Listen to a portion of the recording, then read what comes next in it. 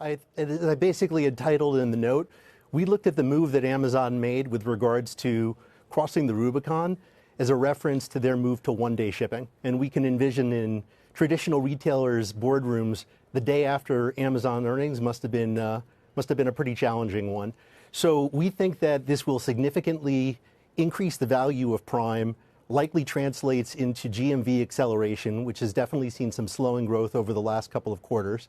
And as we look a couple years out, the value of AWS, the retail business, and advertising on a sum of the parts basis gets to a significantly higher stock price. Go ahead. Michael, what about the fact that Walmart was very quick to roll out one-day delivery of its own?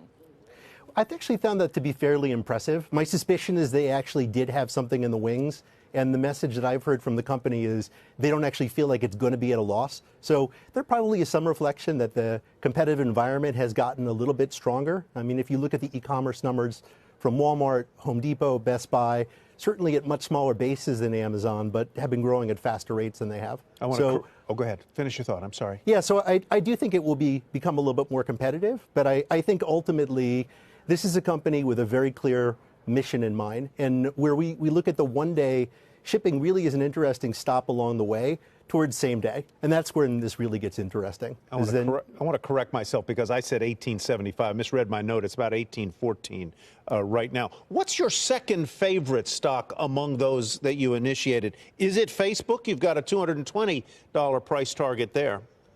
I think Twitter's probably a bit more interesting from a risk-reward perspective, although we do like both.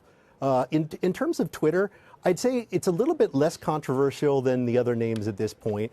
Really, at this point, from our perspective, it's getting through on a 2-year basis. The comp's getting a bit more challenging into the second half of this year. We think that they've got some terrific momentum in the business, started to see fabulous signs into the back half of last year, and we believe you're going to see margins begin to expand into 2020.